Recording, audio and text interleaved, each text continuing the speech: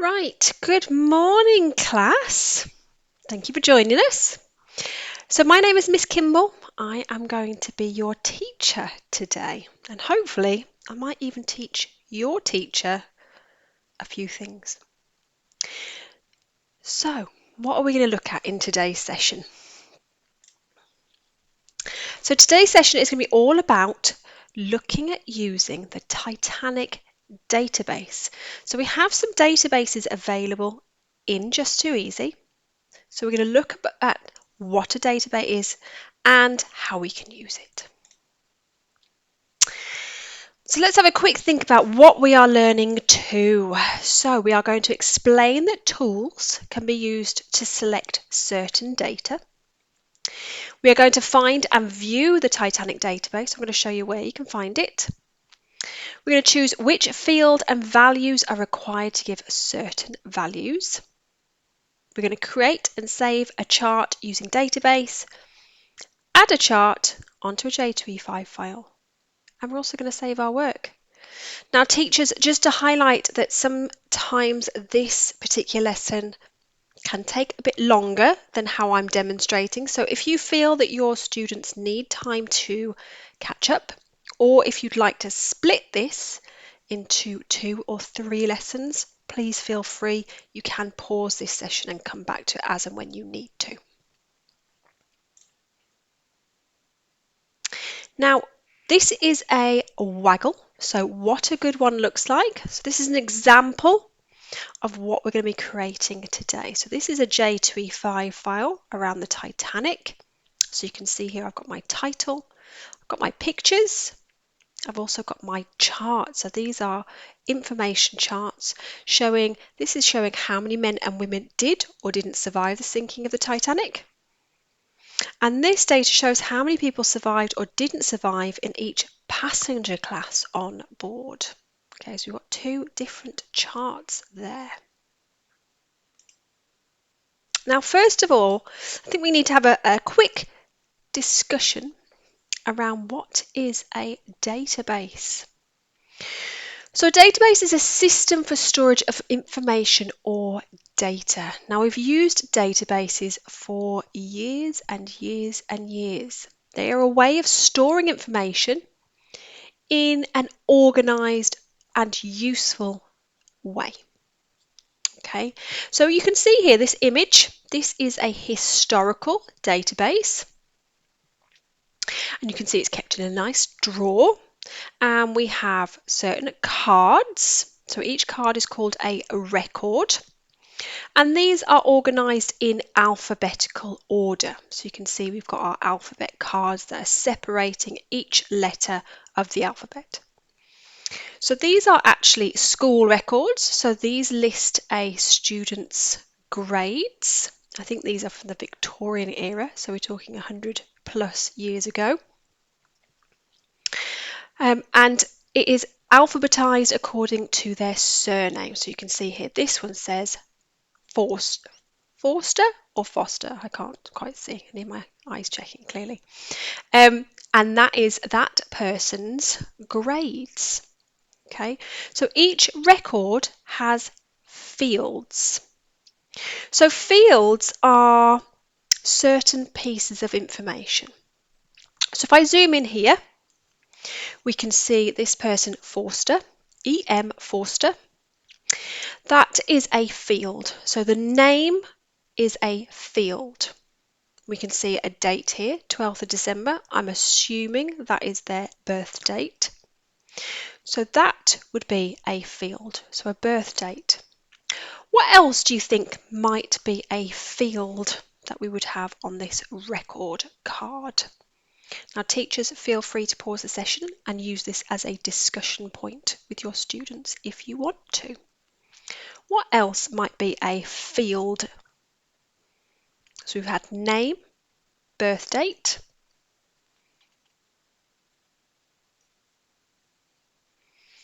Okay, I'll give you some ideas. We could have the subject.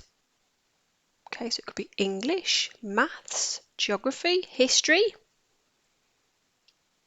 And we could also have maybe their address. their class. So all of these are fields.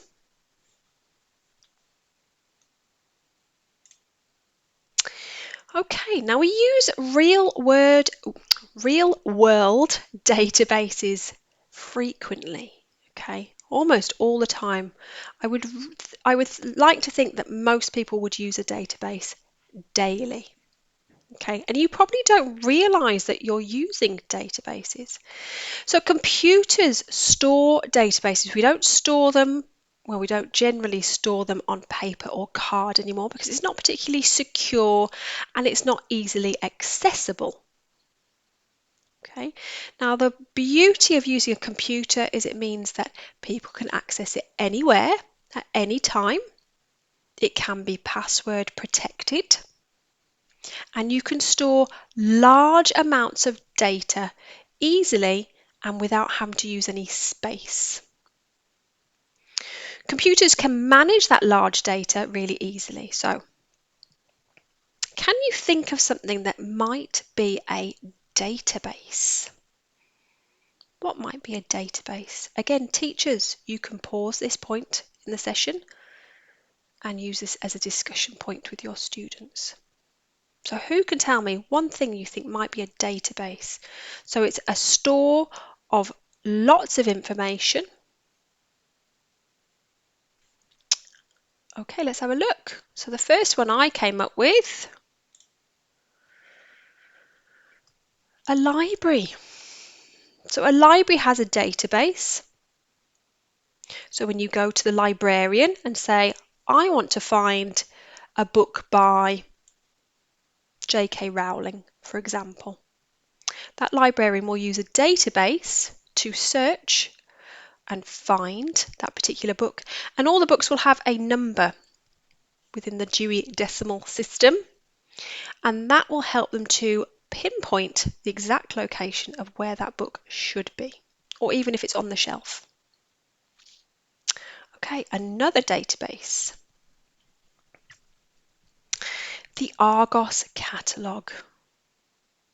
Now you probably use this online, or you might use the paper one. I used to use the paper one when I was a kid in the olden times. So this is a database of all of the products that they have to offer and to sell.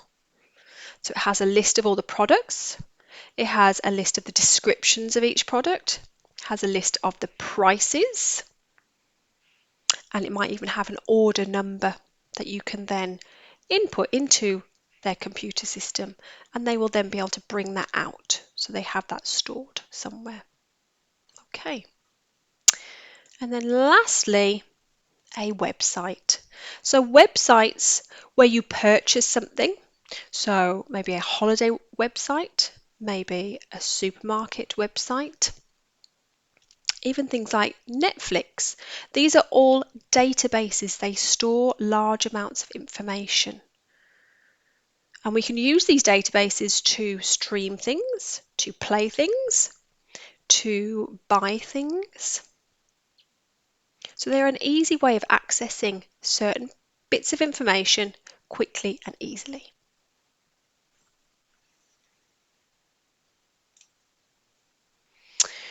Okay, so this is just to pinpoint data records and the fields. So this is actually taken from the Titanic database, and this is what we are going to look at. So these are the fields that we will be looking at this morning.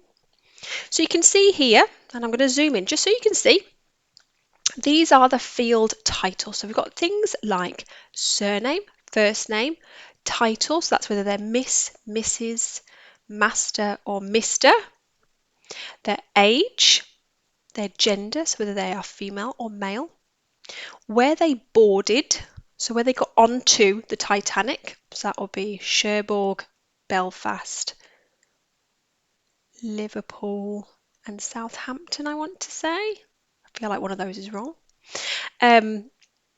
Which class they're in, because there were 3 different classes, first, second and third, and whether they survived or whether they didn't. Okay, so those are all the fields that we're going to look at. And then we've got the data values. So on each record, the data values will be slightly different. So if you imagine each one of these records is a person. Okay, so they will all have different surnames, different first names, different titles, ages, and so on and so forth. Okay, so we have got our fields and our data values. So these are all lots of new words that we've got going on here. We've got fields, data values, records. Okay. Right. I want you to put your hand up if these statements apply to you. Okay. So we're going to go through these one by one. I'm going to say a sentence. If it applies to you, you're going to put your hand up. So let's start. So from the top. Hands up if you are a girl, if you are female, or if you identify as female. Brilliant. Okay, hands down. Hands up if you have short hair. Hands up if you have short hair. So I'm keeping my hand down. Okay, brilliant. Hands down. Next question. Hands up if you have blue eyes. I'm keeping my hand down. Mine are very, very brown. Okay, hands down. Well done. And hands up if you walked to school today. Hands up if you walked to school today. Brilliant. Well done. Okay, hands down. So when you put your hand up, this is what we call meeting a criteria. Okay, so that means that something applies to you. So we're going to look at things that meet criteria. So we can use a criteria to search for things. So we might want to know if there were how many boys were on board. So we only want to see the records that include boys. So we only want to see the records that meet the criteria of having a boy listed in a field. Okay, so that might not make sense at the moment, but hopefully when we put it into practice, it will help to make sense. So we're going to do a similar thing using our database. So the first thing I need you to do is to find the Titanic database. Now this can be found within J2 Data and within the Explore Examples area. Now first of all you will need to be logged in. So teachers, if your students aren't logged in, feel free to pause the session whilst you help them to get logged in. And I'm going to show you where to find J2 Data. So J2 Data is here. It will look like this. It's a kind of blue coloured tile. It's got a cloud with some squares coming out of it. It might be in a different place on your launchpad to my launchpad. But when you find it, you're going to click in it and it will take you to the J2 Data page. From the J2 Data page, you're going to click here where it says Explore Examples. And we're going to click that. Okay, so J2 Data, Explore Examples, and these are lots of different examples of databases. Okay, so teachers, these are all here for you to use, so please bear that in mind when you're teaching. We're going to use the Titanic passenger list, which is this one, and it is the biggest database that we have. You can see the number of records there are in that database. There are over 1,300 records. And this passenger list is true. Okay, so this is taken directly from the information from the ship itself. So all of this data is completely factually and historically correct. Okay, so we're going to click on the database and we're going to open that up. So this is what our database looks like. Right, teachers, I am going to show the students how to use the database. Please feel free to pause the session if you need more time to follow along. So let's get started. Okay, so the first thing we're going to look at is the records themselves. Okay, so we have our form. So that is how each record is created. Okay, so each record has the same form. It has surname, first name, title, age, gender, boarded, class, survivor, and victim. So we don't need to change any of this. In fact, we can't change any of this, okay, because it is a locked database. But what I would like you to do, and I'm not going to show you how to start with, I would like you to try and find for me how many people called Harry were on board the ship. So I'm going to give you a few minutes. How many people called Harry were on board the ship?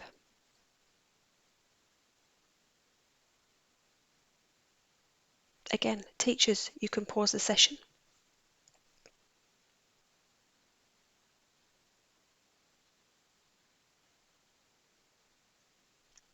Right, I'm going to stop you there. So, how many of you were looking through the records like this and trying to count? There's one Harry.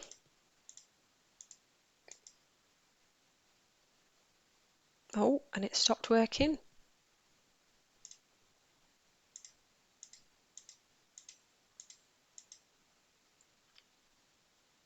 So this is going to take me a very long time because we have 1,300 records. So this is definitely not the most efficient way to find information. So I'm going to show you a trick, and this is all about that meeting the criteria that we were just talking about. We have this search bar up here, okay, and we can keyword search in this search bar. So I can click here. Now, what do you think the criteria is going to be? What am I going to type in that search bar? Am I going to say how many people were called Harry into that search bar? No, I'm not. I'm going to search for the keyword Harry because that's the criteria I want my records to meet. So that is what we're going to look for. So I'm going to say Harry, and I'm going to hit enter, and there we go. So our record has now refined to 7 records. Okay, and I can flick through these records and I can have a look and double check. Oh, we've got one Reginald Harry, so actually he's technically not a Harry, so we've only got 6. Okay, now we've refined that down to 7, but we can see these records in a table view as well as the record view or the form view.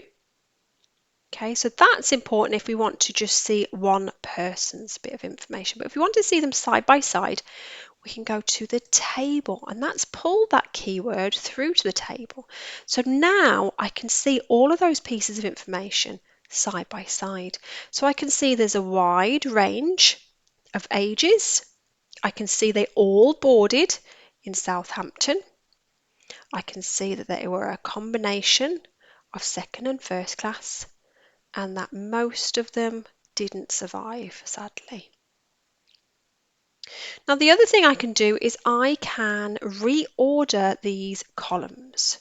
So if I want to see, for example, who was the youngest Harry on board, I can click where it says age, and I've got my information there. So actually the youngest Harry, if we're discounting Reginald Harry, was Mr. Harry Elkins Widener, and he was 27 years old. Okay, so that has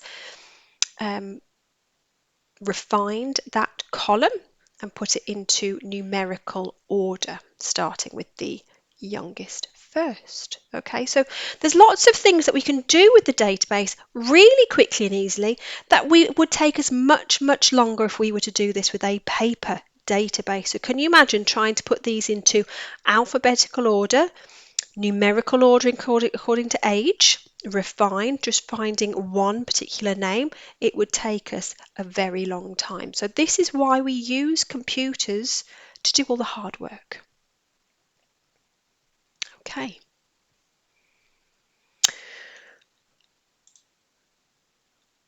So, the other thing I'm going to show you before I set some tasks for you.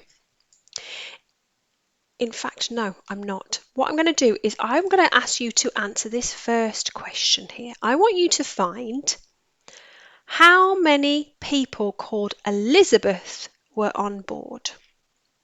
Don't worry about these 3 questions here because I'm going to show you how we can do that first. So we are thinking about how many people are called Elizabeth on board. So teachers, you can pause this session, use it as a discussion point. I will give them a minute to see if they can complete the task independently. So have a think about how did we find that information about Harry? This will be very, very similar. We're just using a different keyword this time.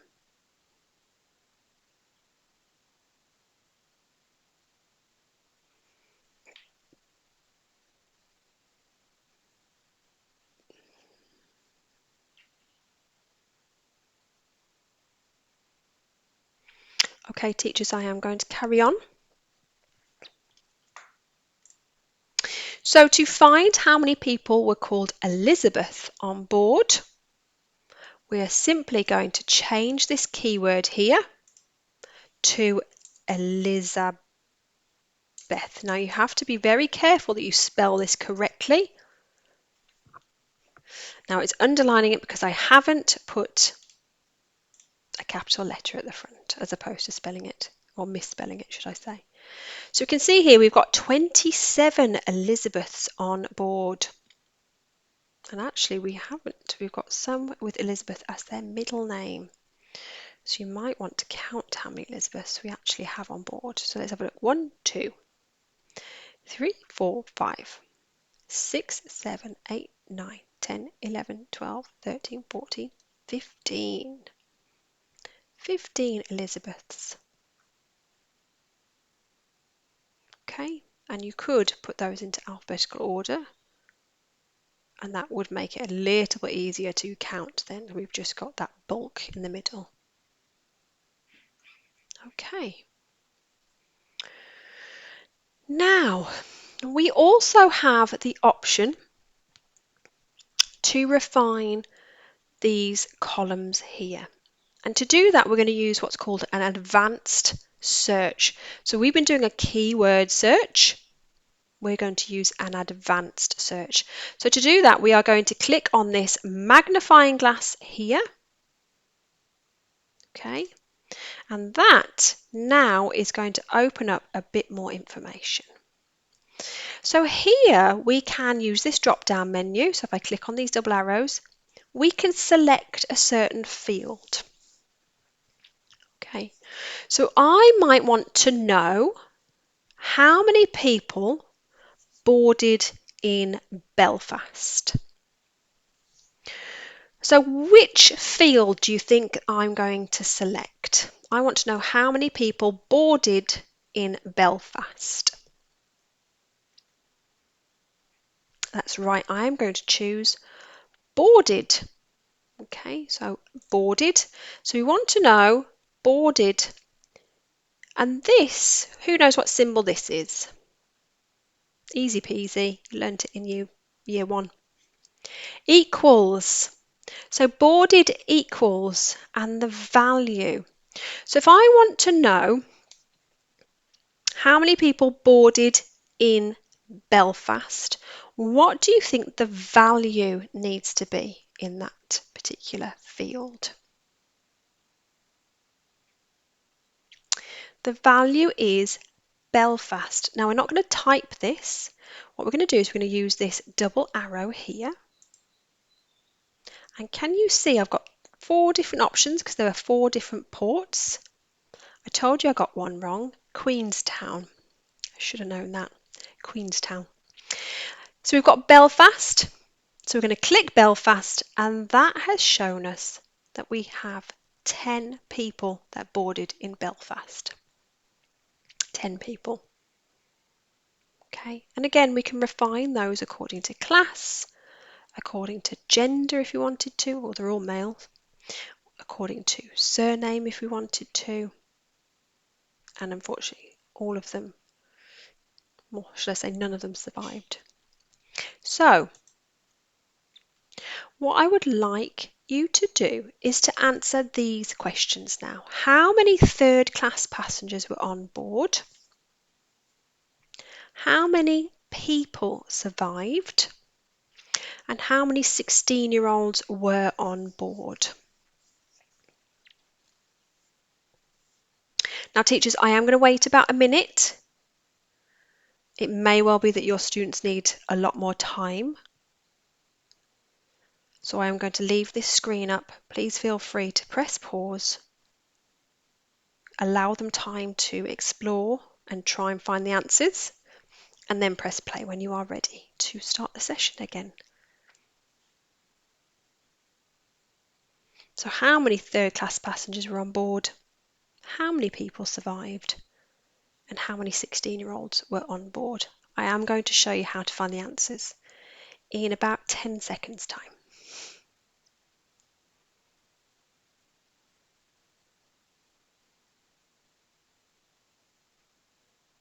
Okay, let's have a look. So how many third classengers, that's a new one, how many third class passengers were on board? So we are going to be using the advanced search again, but this time we're going to look at a different field. So we want third class passengers. So which field do you think I'm going to have a look at? That's right, we're going to have a look at class equals, so we will leave that. And we'll use the drop down menu, third. And there we go, we have 709 records. So 709 people were in the third class. So that is the second question. How many people survived? Okay, so we're going to think about this. Which field are we going to refine this to? So how many people survived?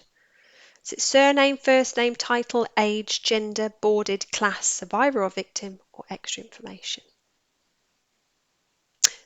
Well done. It is survivor or victim. And we want that to equals, and use the drop down menu, S or V. So S is survivor, V is victim, so we want survivor. Okay, so we have 484 people survived. How many 16-year-olds were on board? How many 16-year-olds were on board? So again, we're going to use our advanced search. Which field are we going for? That's right, age equals, and this time we can type the value into this. Okay, so 16, and there we go. We have 22 16-year-olds that boarded the boat. Okay, so that is how we meet criteria in our searches. Okay, so it seems quite complicated. It's quite easy once you get used to it, isn't it? Okay, so what we're going to do now is we're actually going to take this one step further, because those, if I show you again, these tables are brilliant for looking at smaller bits of information. So these are 22 bits of information. We can kind of have a look at these, but it's really useful to have charts that give us a visual representation of data. Okay, so for example, we're going to go up to the chart tab here. Okay, and we're going to clear this search here. Okay, so we're going to press X, and we're actually going to we're going to create a chart using the X axis. Okay, so we're going to use the drop down menu, and I want to show how many of each class were on board. So which factor am I going to add onto, or which field should I say, am I going to add onto the X axis of our chart? That's right, we're going to go for class. And there we go, we have an instant, I'm not sure why it's called Class Elizabeth, we've got an instant chart here. Okay, so that shows us how many people were on board for each. And we can hover over each bar and it will tell us which class it is and how many people of each class were on board. So we've got 709 for our third class passengers, 284 for our second, and 324 for the first. So I would like you to create a chart using one of our field types on the x-axis. So you can choose any field type. Okay, but we just need one field type on the x-axis. Now you can also, if you prefer, choose the different chart types. So we've got pie chart, we've got bar chart, and then we've got a sideways bar chart. Now we've also got two other chart types, but these don't work very well with this particular piece of data. Okay, so I would suggest you use a pie chart or a bar chart. And we've also got things like colour, and we can make it 3D, and we could stack, but we're not doing anything that is stackable yet. So I'm going to give you a minute. Again, teachers, you can pause the session. And you want to be creating a chart using a field within the x-axis. Okay, I'm going to give you a little bit of time.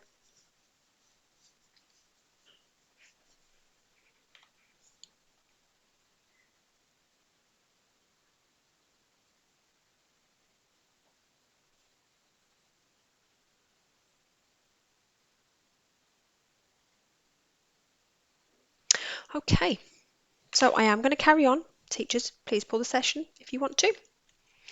Now what we need to do, class, is we need to save our chart because we want to add it into our presentation later and to have it as useful information. So I'm actually going to save this as a bar chart. And then to save it, can you see down here, bottom left, there is a little camera icon. So we are going to press that button and it's going to give us a little flash there of a save button. If I try that again. And that should have saved to your My Files. Now, if you are a bit wary whether it has or it hasn't, you can look in your My Files. If I go to my Files, from my Launchpad, go to my Files. If you've saved it correctly, you'll be able to see there is a chart there. Okay, so that is ready to use in our presentation. So if you do need to check, that is there. So I would like you to save your chart.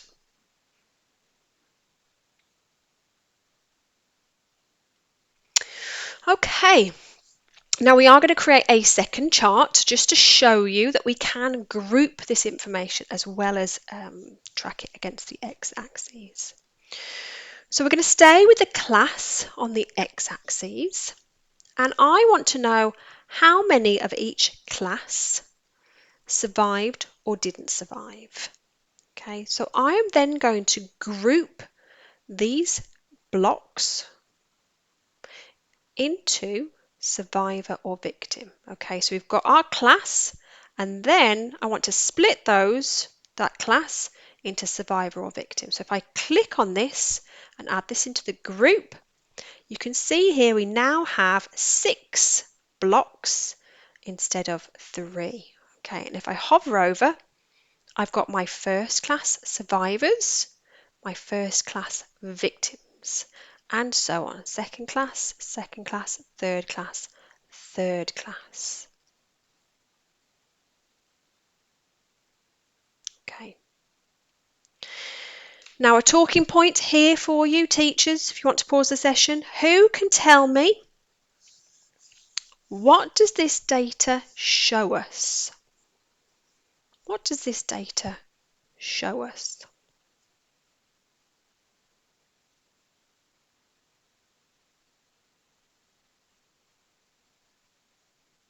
Okay, so think back to how many people were on board in each class.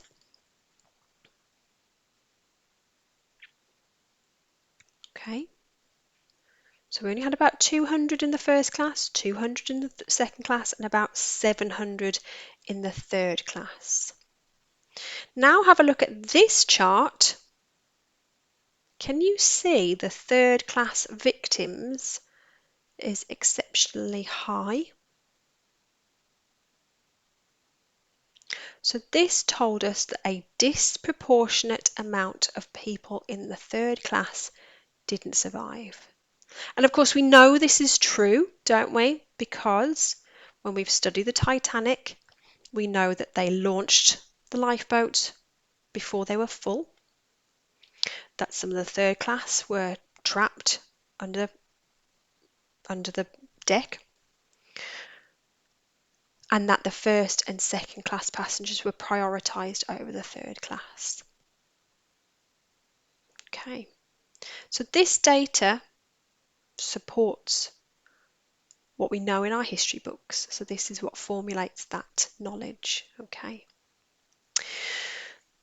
So I would like you to create another chart. You are going to track your x-axis, you can have whatever you like, and then you're going to group that information. So you might want to know how many of each class boarded in each port.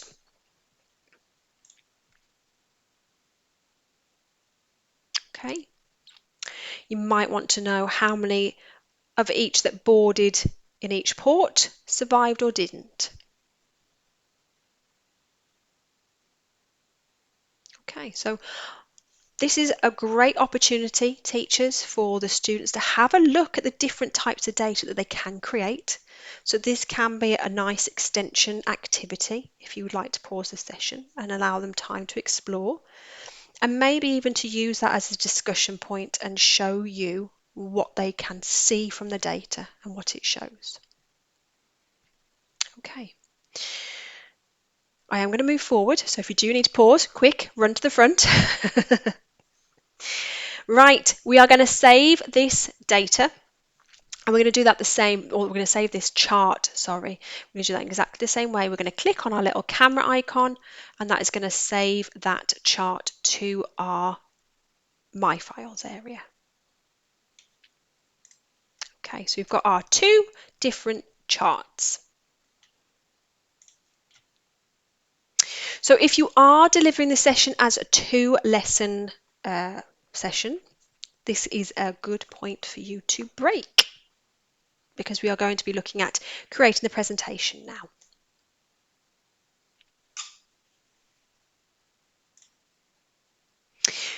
So we are going to create the presentation using J2E5. Now this session, you can spend as long as you want to, teachers.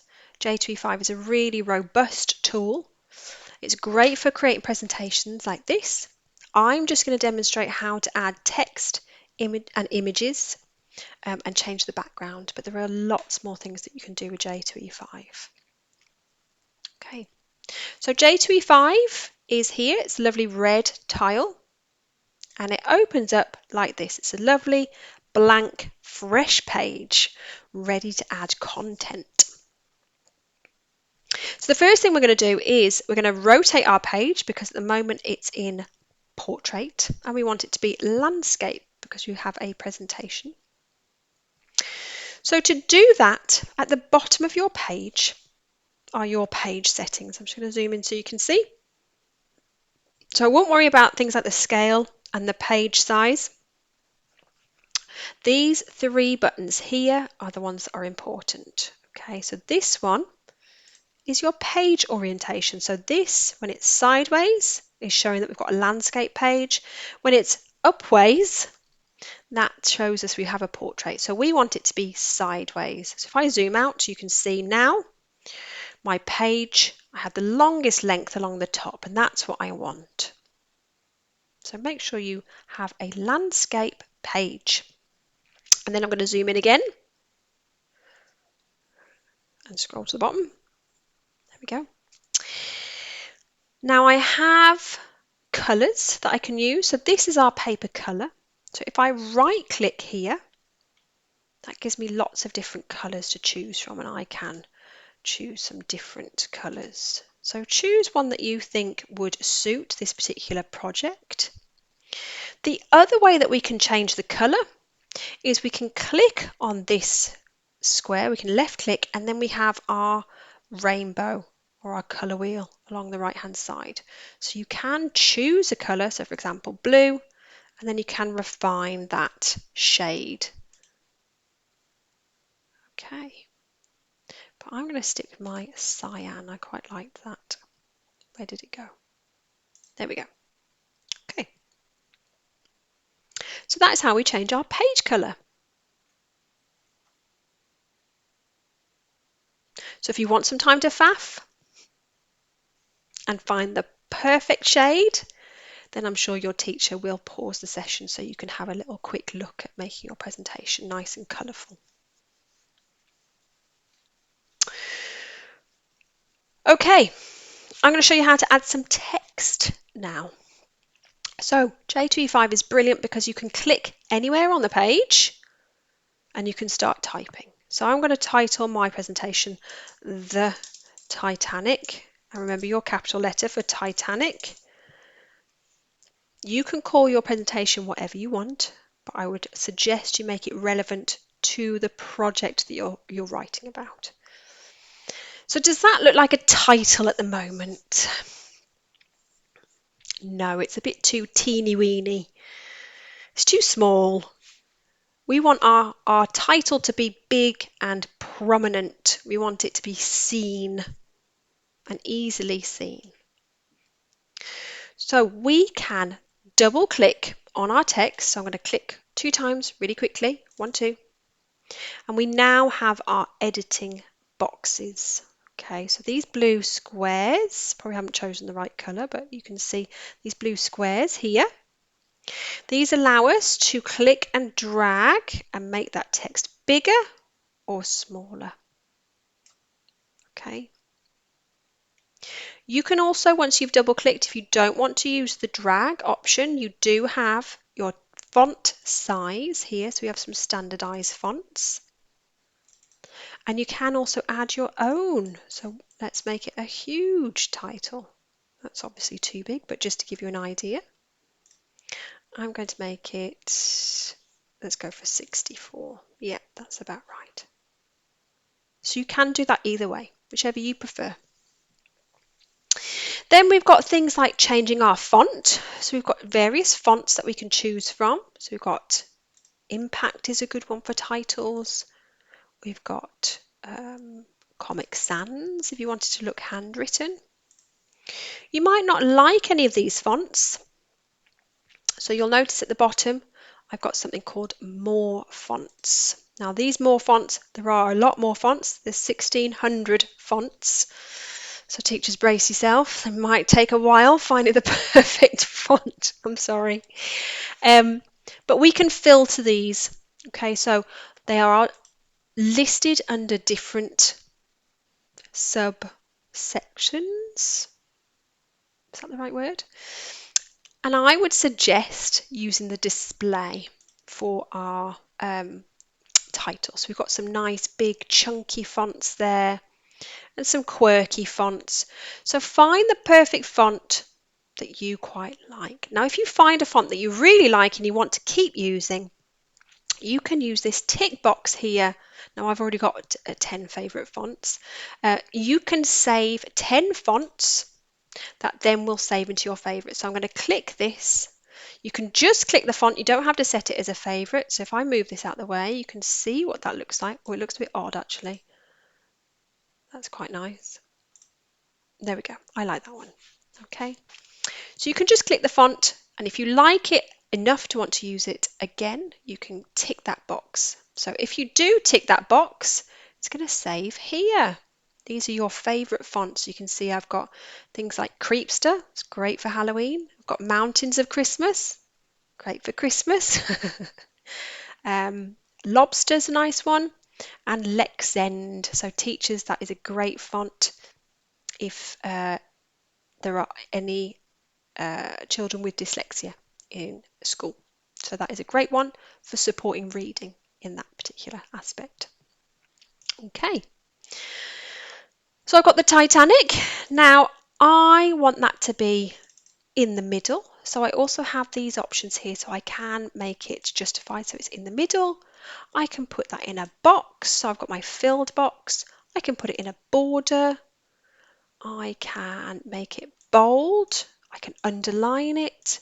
I can make it italic. Okay, so there's lots of things we can do. We can make that box smaller as well. And there we go. So I'm going to pop that in the middle of my presentation. So you can have some time now. I'm going to carry on, but your teacher can pause the session. Finding your perfect title for your presentation. So I am going to move forwards. I am going to show you how to add in some images, including your charts. Okay, so images, including charts, because we saved it as an image, can be added by clicking on the wee green man, as Mary, the other educational consultant, calls it, the wee green man, and it just seems to have stuck. So this is the pictures button. So when I click that, that's going to automatically open into your My File. So your two charts should be there. Okay, so we can drag those straight onto the page. I wouldn't worry about resizing them at the moment because we want to add all of our pictures in, and then we will look at resizing and moving them around. So just add them onto your page. And then we're going to search for some Titanic images. So to do that, we're going to use the web search function. So that is using this globe button here. And we're going to search in the picture database. We're going to keyword search. So what is our keyword search going to be? Titanic. Brilliant.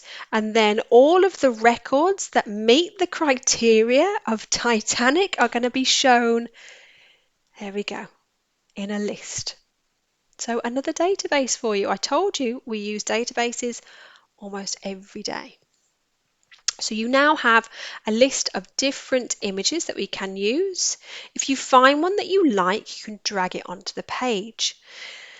Now sometimes there might be an image that comes up with a warning like this. So what this means is that this image has some copyright on it that doesn't allow it to be used. Okay, so somebody owns this image and hasn't allowed you to use it without paying for it. Okay, so that is what that particular error code comes up with. And annoyingly, it's usually the images that you want to use that will come up with that, sadly. So let's add that in. Now don't worry if you add something by mistake, we can delete it at a later date. You've also got the option to tick clip art. This will give you more sort of cartoony things. So let's have a look for, instead of Titanic, I'm going to look for a boy, as in a boy, as in a life ring. There we go. So these will be nice within the clip art, and we can add these onto our image. It should remove that white box, or it should tell me that I can't use it. How annoying. Let's try a different one.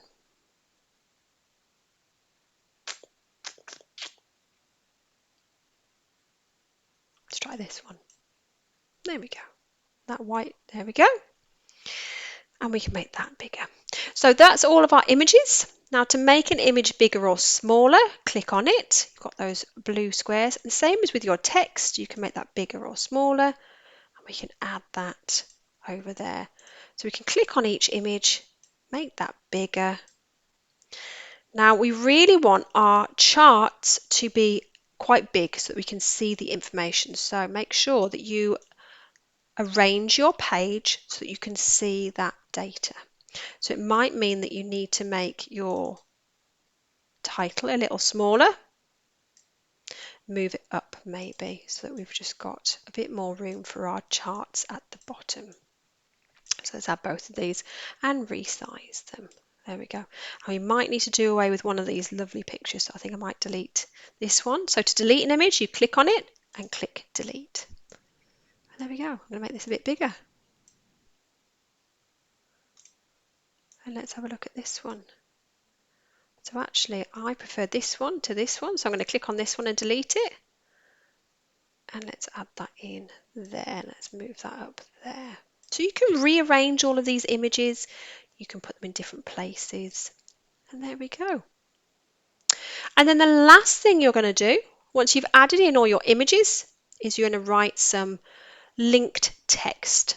So this might be some information about the chart. So let's move these up a little bit. So I might click here. Now remember, you can choose your font. So there's lots of fonts to choose from.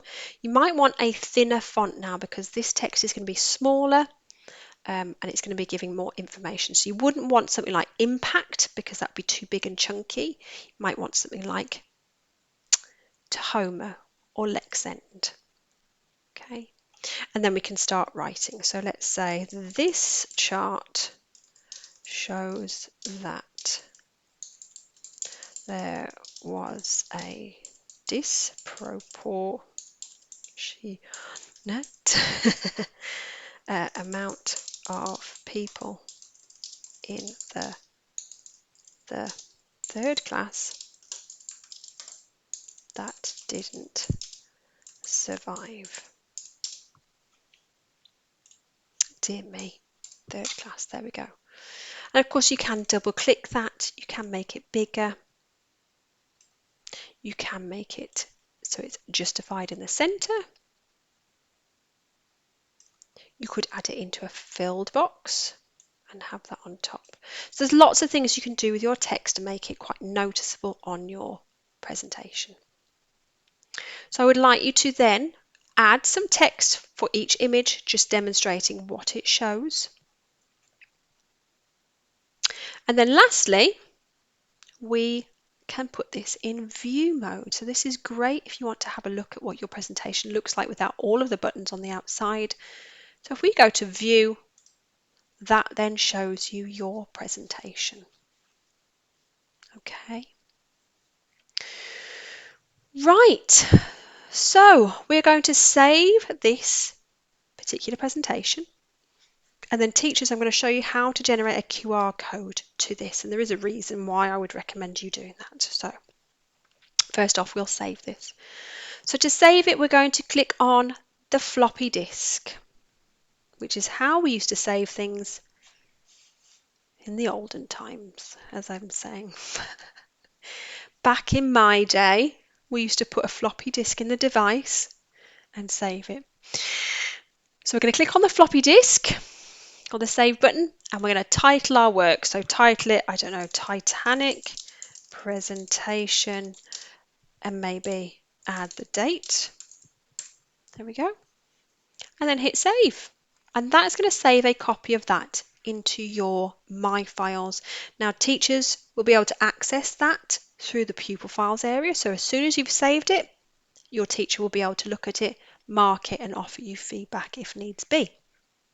Now teachers, the reason I suggest using a QR code, if you were thinking about printing out this presentation, you can do.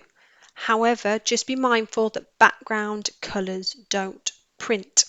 So it would just be the images. And that will use a lot of ink as it is, just with the images as we've got. So you don't want to lose the beautiful aesthetic that your pupils have created. So what we can do is in both My Files and Pupil Files, so you can do this from your Pupils file. You can see our presentation here, we've saved it.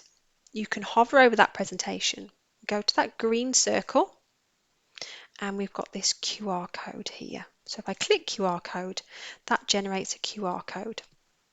Now, if I leave it like this at the moment and printed it, it would require a Just2easy account within the school to be able to view this. Okay, so that's fine if you want that functionality. If you're sure that this particular piece of work doesn't include any data breaches, there's no pupil photographs that shouldn't be in there, there's no sensitive information in there, I would highly recommend that you consider ticking this box that says publish. Now it doesn't publish it anywhere, don't worry. That just removes that requirement to have a Just2easy account to log in. So now if I was to print this off, stick it on a display board, so maybe you've got a Titanic display, you could have these. Anybody, parents, inspectors, principals, visiting professionals, anybody could scan this and then see that beautiful presentation. So you wouldn't need the faff of having to give someone either a login or log in for them so they can see it. So please think about using this as an option. Okay, and it will save on your printing. Brilliant. So, class, thank you ever so much for joining us. I hope you've had a great session. I've really enjoyed it. I have run over, as always. So carry on with your Titanic presentation. Make it beautiful. You can come back to it and edit it if you want to carry on editing it. We do run one of these live lessons every third Tuesday of the month, usually, unless it falls in a school holiday.